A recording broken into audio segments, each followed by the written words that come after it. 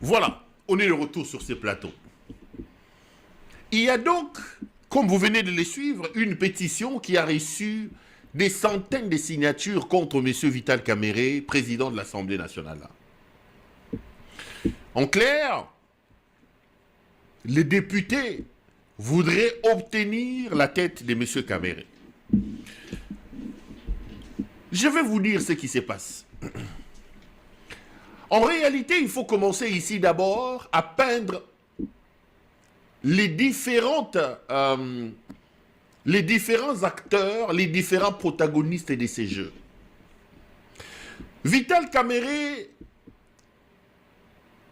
à un moment donné de l'histoire politique de ce pays, était une sorte de mastodonte politique.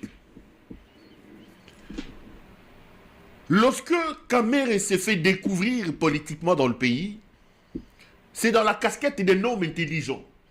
Parce que rappelez-vous, il y a rarement des Congolais qui m'ont impressionné, qui connaissent la situation géopolitique, la situation dans l'Est de la République, qui peuvent en parler avec dextérité, qui peuvent vous faire suspendre à leur langue quand ils parlent comme Vital Kamerhe. Vital Kamerhe s'est fait découvrir par son intelligence d'abord au départ, parce que lorsque Laurent Désiré Kabila arrive et qu'on lance des histoires de négociations, Kamerhe avec les Denis Kalume, Kamerhe a été dans les négociations, etc., etc. Il était encore jeune à cette époque-là, mais il a réussi d'une certaine manière à trouver sa voie. Laurent Désiré meurt, il s'est fait découvrir par Kabila qui lui donne une très très grande confiance. Parce qu'en réalité, et là, ça a été une des grosses erreurs de Kabila. Kabila, parmi ses grandes erreurs, il y en a deux majeures qu'il faut relever. Aujourd'hui, il a la chance que son successeur nous montre effectivement ses limites. Et j'ai toujours dit aux gens de l'UDPS, et même des gens qui me disent, Perrault, on a l'impression quand on t'entend parler, comme si tu parles en faveur de Kabila et de Moïse Katumbi. J'ai dit non. La seule personne qui parle en faveur de Kabila, le vrai avocat de Kabila, c'est Tshisekedi. Les Congolais ne donnons pas l'impression que nous avons la mémoire courte. Au soir de son pouvoir, Kabila était un homme honni par vous tous Congolais. Le cas d'Yocha, la campagne et le montage mené par l'UDPS a réussi à entrer dans nos têtes. On dit de lui qu'il s'appelle Hippolyte Kanambe, que son père n'est pas son père, etc., etc.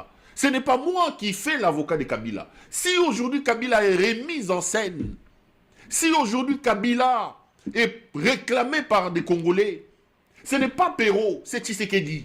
Je vous dis la vérité. Tshisekedi aurait fait les choses selon les règles de l'art. Kabila serait aujourd'hui dans les oubliettes. Nous parlons de Kabila parce que nous pouvons comparer aujourd'hui la gestion, la gouvernance, la manière, l'art de présider de Kabila avec Tshisekedi. Donc moi, je ne suis pas un avocat de Kabila.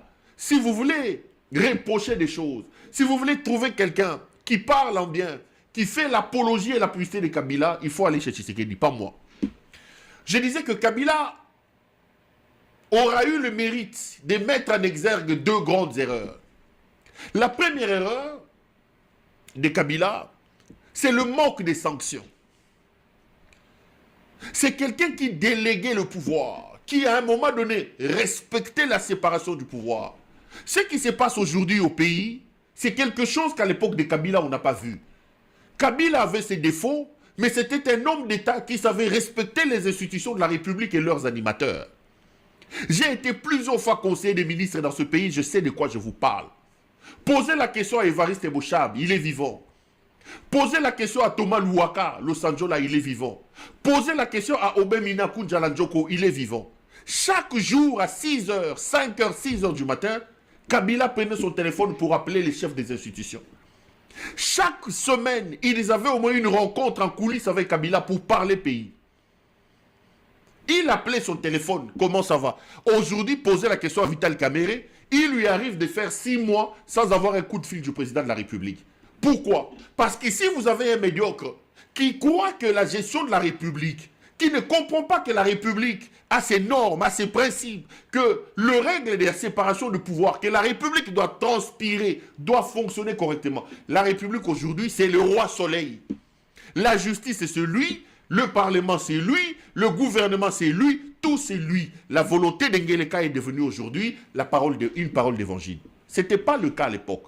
Donc, dans sa volonté de déléguer et de laisser les institutions de la République et leurs animateurs travailler, Kabila n'a pas réussi à avoir une main ferme pour sanctionner. C'est ça son grand défaut. La preuve, c'est que des gens sont arrivés pauvres au pouvoir, peut-être par sa bonne volonté, et les gens se sont enrichis gravement dans ce pays. Le président de la République ne sanctionnait pas. Nous sommes en Afrique. Nous n'avons pas la culture démocratique. Or, Kabila n'avait pas le gant, n'avait pas la main forte pour sanctionner les gens. Premier élément. Deuxième élément.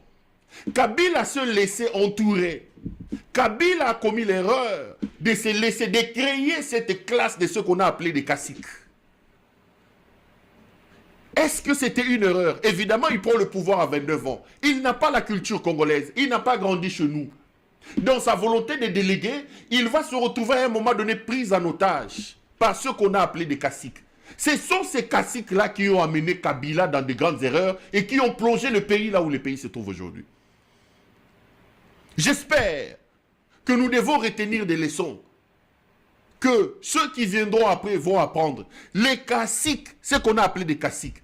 Donc il y a eu un groupe de gens qui eux étaient des privilégiés, qui avaient pris en otage le président de la République. Et ces groupes de gens avaient des sous-groupes, des enfants, des intelligences, ne pouvaient pas avoir place au soleil sans passer par les caciques. C'est ça le problème. Il y a beaucoup de monde à l'époque, oh le petit à tel, oh le groupe à ma petit à tel, oh, il fallait absolument être parrainé par ces caciques-là pour avoir des fils qui une petite place au soleil sous Kabila. Ce sont les deux grandes erreurs qui l'ont amené là où ça l'a amené. Mais quand on regarde sa gestion, sa gouvernance avec celle de Tshisekedi, c'est le jour et la nuit. Hein. Ça, il ne faut pas rêver, quoi. Kabila, par rapport à Tshisekedi, c'est Dieu. Et Tshisekedi, c'est le diable en personne. C'est ça, là, donc, les deux grandes erreurs de Kabila. Et Kamere rentre donc dans ce contexte-là. Il réussit à se faire une place au soleil. Des garçons intelligents, jeunes intelligents, Kamere réussit à se construire une veste d'homme politique, d'un animal politique. C'était un animal politique, une bête politique, Vital Kamerhe, autour de Kabila. Mais il va pécher par une chose. Laissez-moi, je vous peins à mon avis les acteurs en présence et je reviendrai sur le contexte et de vous dire ce que Tshisekedi est en train de faire. Il va pécher par une chose, le manque de patience. Kamerhe était taillé pour avoir un avenir politique à la Lula parce que lui-même il s'est considéré comme Lula. Je vous dis deux personnes, si ils étaient un peu ingénieux, avec un peu de patience et de sagesse autour de Kabila, il serait aujourd'hui président de la République, c'est Vital Kamerhe et c'est Moïse Katumbi. Ces deux-là, s'ils étaient un peu patients et comprendre, parce qu'en réalité, Ezala Katumbi, Ezala Kamerhe, lorsque vous regardez leur trajectoire politique, vous allez vous rendre compte qu'ils n'ont pas eu beaucoup de contradictions de fond avec Kabila. Tous ils vont vous dire, Kamerhe va dire non, c'est les Katumba Mouaké, c'est les Bochab qui m'ont créé des problèmes, c'est ceci. C'est-à-dire que même Katumbi, il te dira l'entourage du président, etc., etc. Parce que Katumbi, même s'il dit qu'il est parti du près de Kabila parce qu'il parlait du troisième penalty, n'oublions pas que ce troisième penalty-là n'a jamais eu lieu. Donc en réalité, Kabila, est-ce qu'il voulait vraiment avoir un troisième penalty? Je ne crois peut-être pas. Peut-être que je me trompe aussi. Donc ces deux-là, s'ils étaient un peu ingénieux, un peu patients, en fermant les yeux et les oreilles à l'entourage de Kabila, ils auraient eu aujourd'hui des destins présidentiels. Ils ne sont pas encore morts, hein, la politique, on n'est pas mort, ça peut toujours rebondir. Mais quand vous parlez avec les deux, tous ils se plaignent autour toujours de l'entourage. C'est quoi l'entourage? C'est justement les caciques, les gens dont je parle ici. Les gens dont je parle ici. Et aujourd'hui, je voudrais lancer un appel pathétique à ceux de l'opposition qui me regardent, aux kabilistes qui me regardent. Il est temps que vous commenciez à réfléchir, que vous vous assoyez, que vous posez des questions sur ce que vous avez mal fait pour corriger. Parce qu'à un moment donné, on se rend compte que même en étant dans l'opposition et dans la résistance, le système des caciques se poursuit. Ce système a creusé votre tombe d'une certaine manière. Il faut à un moment donné réparer ça. Les caciques et le manque de gants de fer pour sanctionner sont les deux grands éléments qui ont amené Kabila à être incompris par le Congolais. C'est un homme qui est venu de la culture anglaise, qui avait une autre idée de la gestion de la République, qui à 29 ans, reconnaissons-le, a fait des choses extraordinaires. Reconnaissons-le. Il y a des gens qui n'aiment pas quand j'ai dit ça, mais soyons sérieux, hein. Il nous a trouvé un pays en lambeaux, il vous a donné des institutions, il vous a organisé 3 cycles électoraux, vous ne pouvez pas comparer Kabila avec Tshisekedi, c'est le jour et la nuit. Mais cette expérience des caciques-là a été une très très mauvaise expérience. Et Kamere, lorsqu'il s'est construit une veste d'homme politique, de bête politique, il a du mal à avoir le pied sur le frein pour suivre la cadence de Kabila et il se laisse distrait par les caciques, ce qui va l'amener à partir de, comment ça s'appelle, du près de Kabila et à devenir l'UNC, etc., etc., etc. Les gens disent de lui qu'il est caméléon, il change à gauche et à droite. Je ne vais pas rentrer dans ce genre de débat. Je peins l'homme et je vous dirai ce qui se passe. Arrivent alors les élections de 2018. Kamere va faire appel à son génie politique. Parce qu'il faut qu'on se le dise. Ce médiocre de Tshilombo qui est au pouvoir n'avait jamais dans sa tête, dans son esprit, l'idée qu'il deviendrait président de la République. Posez la question à ceux qui ont assisté au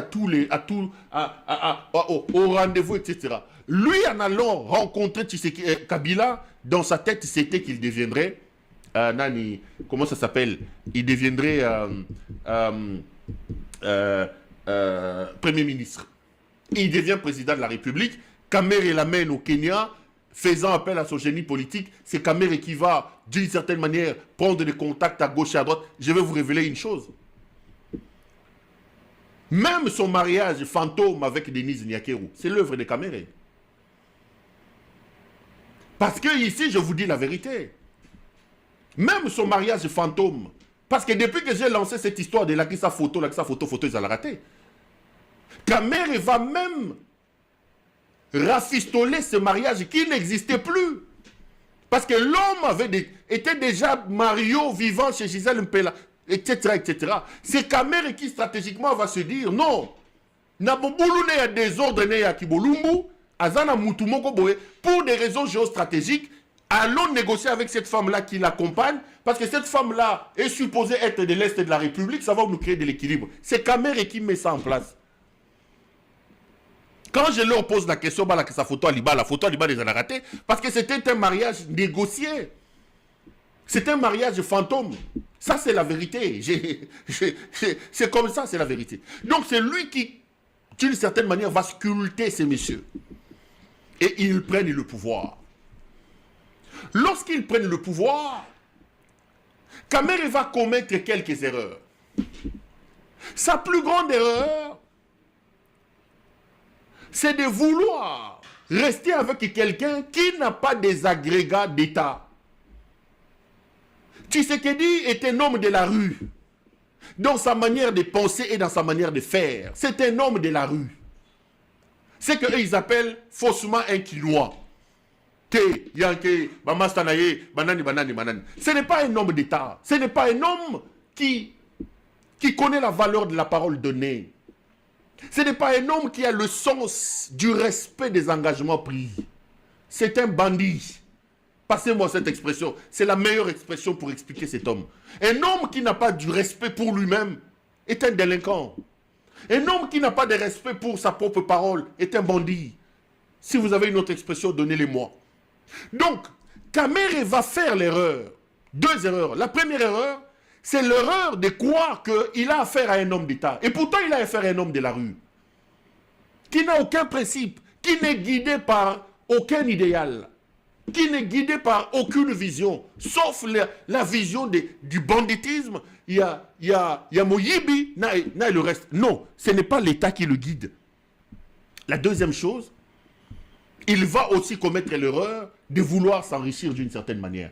Parce que lorsqu'ils prennent le pouvoir, eux tous, pauvre, Kamer est sorti de l'opposition, il y a Dengue à Somo.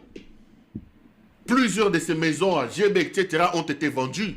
Logiquement, l'esprit Nabiso à Congo, le problème c'est vite, il faut vite aller récupérer la situation. Mais il n'a pas pris soin d'assurer ses arrières. Il a voulu utiliser les actions et les postulats politiques, appliquer ça à un bandit, à un voyou qui a le comportement de la rue et qui a amené la rue au sommet de l'État. Ce sont ces deux péchés. Maintenant, Bakei, Baïbani Bambongo, et Bakangi, etc., etc. Et aujourd'hui, on vous dit que Kamere doit tomber. Qu'est-ce qui se passe? Pourquoi Kamere doit tomber? Kamere doit tomber pour principalement une ou deux raisons. D'abord, monter, descendre, M. Helmut Ngeleka n'a jamais effacé dans sa tête son idée de changer la constitution pour rester au pouvoir. Ngeleka, pour lui, il est hors de question de laisser le pouvoir en 2028. Il est hors de question de respecter les deux mandats. Toutes les manœuvres que ce monsieur fait, son refus d'organiser un dialogue, malgré la situation compliquée dans laquelle se trouve le pays, ça rentre dans l'optique de ne pas s'enfermer. Il ne veut pas avoir des menottes. Parce qu'aller dans un dialogue aujourd'hui, ce serait de prendre des engagements sur la place du monde. Parce que le dialogue va tabler sur le respect de la Constitution, d'abord et avant tout. Il sait qu'en allant dans un dialogue aujourd'hui, la première des choses qu'il va perdre, c'est de ne plus se représenter et de ne plus toucher à la Constitution. Il faut absolument gagner le temps. Gagner le temps, c'est aller vendre la République aux Américains, aux Kazakhs, etc., etc., croyant que ceux-là vont l'aider à neutraliser la résistance militaire qu'il y a dans l'Est de la République. S'il réussit à la voir avec cette aide exogène du pays, il pourra alors redevenir grand et mettre en place son idée et sa volonté de pouvoir changer la Constitution. C'est ça son idée. Or, dans cette optique de changement de la Constitution, Helmut Ngeleka se rend évidemment compte qu'il n'a pas le soutien aveugle d'un Vital Kamerhe. Parce que Kamerhe, c'est une bête blessée au-delà de tout. Arrêtée, sa femme exposée, etc., etc. Il sait ce qu'il a fait pour qu'on en arrive là où nous sommes. Et il ne peut pas comprendre aujourd'hui qu'on en soit là. Kamerhe, bête blessée, il a décidé de ravaler son honneur. Il a décidé de ravaler sa dignité. Et il s'est dit, on observe. Il est là comme un sniper en train de regarder la bonne occasion. Tshisekedi sait que dans l'optique de la révision constitutionnelle, que dans l'optique du maintien éternel au pouvoir, il n'a pas un feu vert aveugle d'un certain Vital Kamerhe. Or, si modification de la Constitution doit y avoir, l'Assemblée nationale a un rôle majeur à jouer, le Parlement. On ne peut donc pas, dans l'optique où sa volonté de changer la Constitution ne l'a pas encore quitté, de laisser à la tête d'une institution aussi importante et aussi majeure que l'Assemblée nationale, quelqu'un qui ne peut pas vous accompagner comme un soldat aveugle. C'est ça le péché de Vital Kamerhe. Il ne peut pas. Le silence des Kamerhe, le calme des Kamerhe sont des éléments qui démontrent effectivement que l'on ne peut pas compter aveuglément sur lui. Kamerhe ne suivra pas Tshisekedi aveuglément aujourd'hui. S'il advenait que Tshisekedi puisse décider de réviser la Constitution, alors, qu'est-ce qu'il faut faire? Il faut absolument enlever cet homme, placer là-bas un laudateur, placer là-bas un béni oui-oui, qui lui, on peut venir danser sur sa tête, il dira oui, oui, roi soleil, Lazare est ressuscité, que Dieu vous bénisse. Premier élément. Deuxième élément. Le deuxième élément, c'est dans l'hypothèse où on n'arrive pas à changer la Constitution, Tshisekedi n'a pas un dauphin clair. Dites-moi aujourd'hui dans l'UDPS, Si ce type-ci n'est pas président de la République, qui peut devenir président de la République? Vous avez vu un monsieur de Jean-Pierre Bemba dire non, écoutez, après 2028, c'est Jean-Pierre Bemba qui deviendra président de la République. Je vous dis que ce n'était pas innocent. J'ai vu que le MLC après est venu pour lui dire 2, 3 choses. Non, ce n'était pas innocent. C'est des choses qu'on réfléchit sérieusement dans les laboratoires de l'UDPS. Mais ça va être une grosse erreur, je vais le dire à Tshisekedi. Bemba, c'est un enfant pourri gâté. Tu ne peux pas compter sur Jean-Pierre Bemba. C'est un enfant pourri gâté. Matamata. Aujourd'hui, ça Matamata pouvoir. Et croire que Matamata va... Ça, c'est un band. Il est plus voyou que Tshisekedi. Le Congo n'a pas de chance au niveau de ses hommes politiques. Le Congo n'a pas de chance.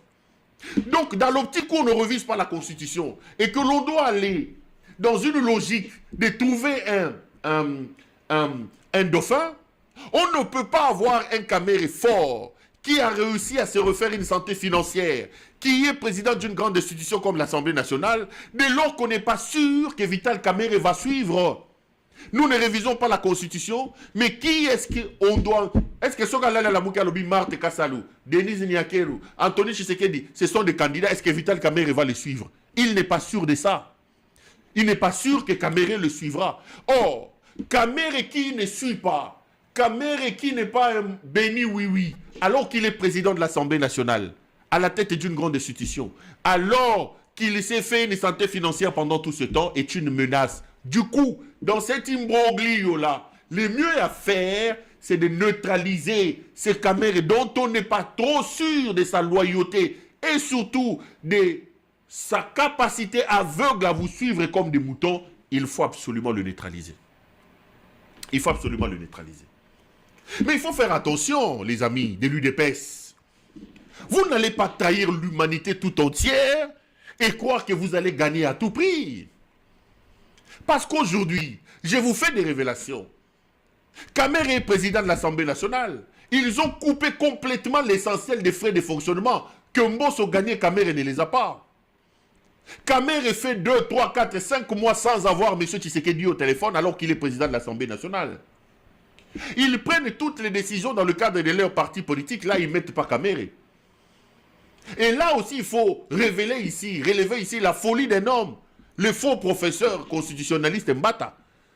Kabouya Koko Bilali, au moins quand il était là, quand il fallait prendre des décisions, Kabouya consultait les gens. Mais vous avez mis un fou. Mbata, vous avez mis un fou à la tête d'une plateforme. Et Mbata croit qu'aujourd'hui, l'union sacrée est devenue sa propre maison. Il peut décider sur des gens. Du coup, il y a des problèmes de structuration et d'organisation. Avec un tel Kamere fort à l'Assemblée nationale, on ne peut pas croire. On ne peut pas continuer. Mais moi, j'aurais quand même pas peur, mais je me poserai quand même la question. Ce monsieur va prendre ces sous-lards de Tshisekedi, El Moutingeleka. Il va utiliser son réseau avec les Jeannette Kabila, etc. Il l'amène au Kenya, il signe un accord. Il fait de lui président de la République, monter, descendre, c'est Kamere qui d'une certaine manière était à la manœuvre. Je vous dis, même le mariage fantôme de Niakeru, c'est Kamere qui a organisé ça. Ça, je vous donne les informations. Baba Lanana, Babi sa photo. L'autre était déjà parti dans sa vie, dans ses concerts, etc. Et le Pizayolo ici, l'ancien Pizayolo, lui était déjà Mario, il vivait chez Gisèle Mpela. C'est Kamere qui dit non. Bon, bimisa liste, babimisi liste, il y a Makambounaye, bon, Oyo quand même, comme elle est de l'Est, ça va nous créer de l'équilibre. Allons négocier avec elle, Yango Baramasai, Bakendaki Bazio, Bazogesi. Ce n'est pas un mariage, là la chambre est différente. Bon, ça c'est leur vie. Je ferme la parenthèse. Je voulais juste vous montrer l'importance de Vital Kamere. Je reviens à ce que je disais. Si j'étais Félix Tshisekedi, je me poserais la question du calme de Kamere.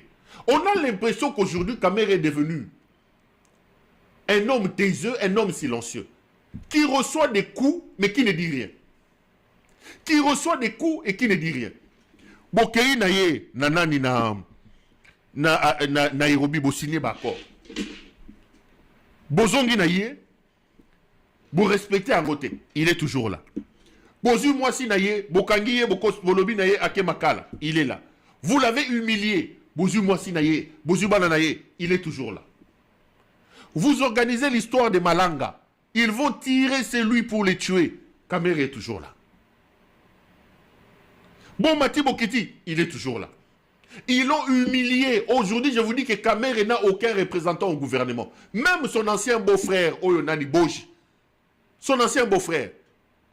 Si vous voulez les voir aller... J'allais vous montrer là où il part, là-bas. Il a Azarana Salomoko privé Kuna. Tout l'argent du ministère du budget, il dépensait ça là-bas. Côté, il y a cimetière Yagombe. Restaurant Maurice Zarawan. Bon. Bah, il des CPL, bah, c'est un makambo. Ok. Toujours dans ma mambo.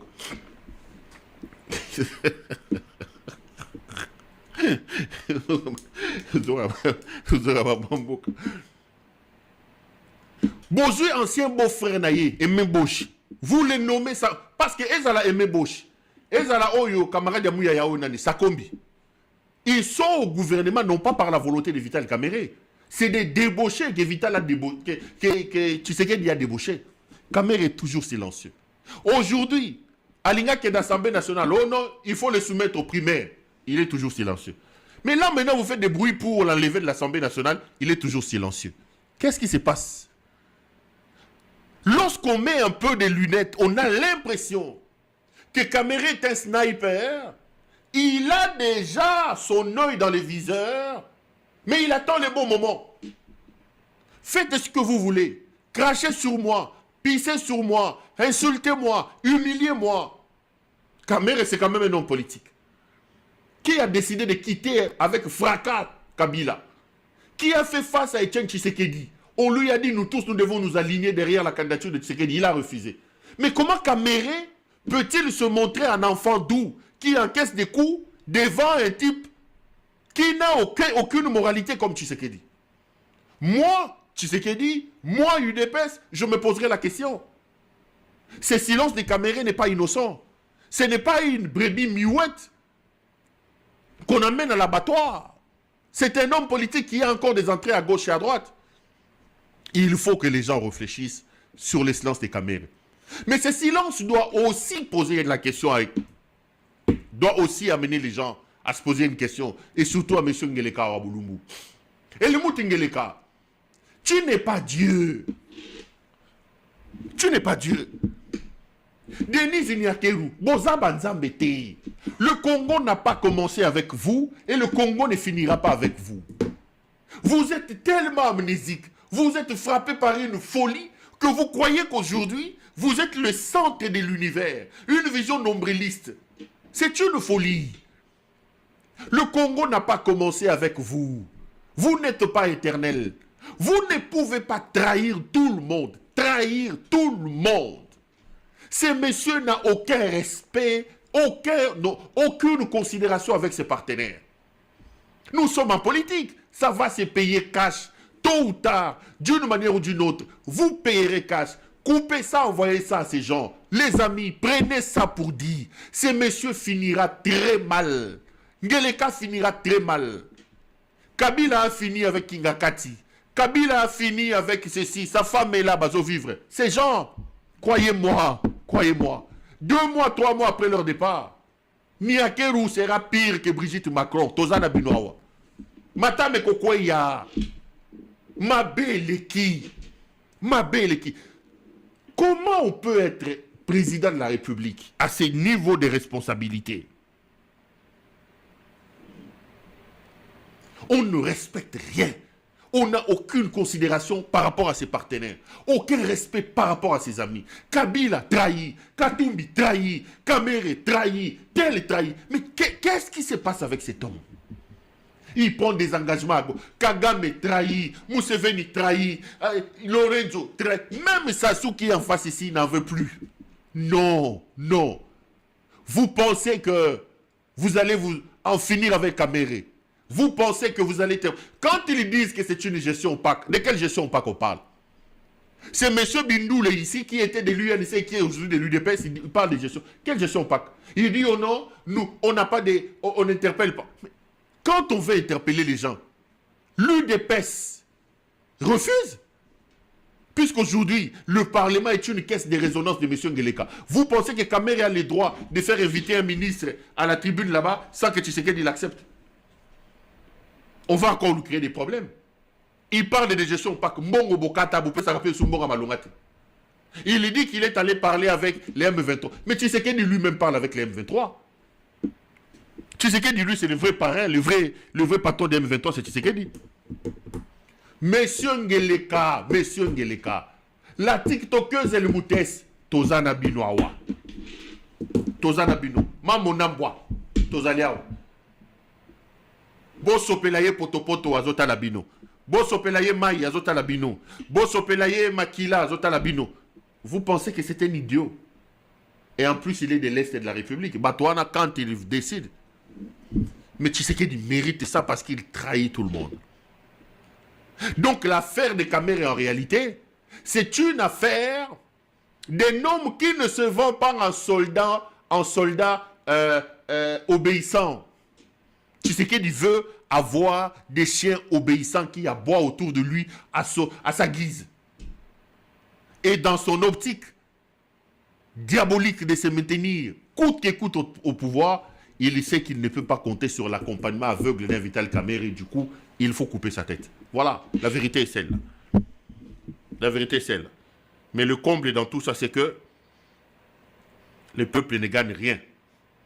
Le peuple ne gagne rien, absolument rien. Donc, bah, calcul na bango, ya mouyibi na bango ambongo, nous ne gagnons absolument rien. Bon, et ça passe, hein. Bino ba congolais, ce bolingi mboka na bino, il faut botter les mabo anéantir moto. Azé lima, alinga bino atamuketa yaki pona mouyibi. Allez, on va arrêter là pour aujourd'hui. Ça a été un grand plaisir pour moi de vous présenter cette émission. Je vous retrouve demain pour un autre numéro.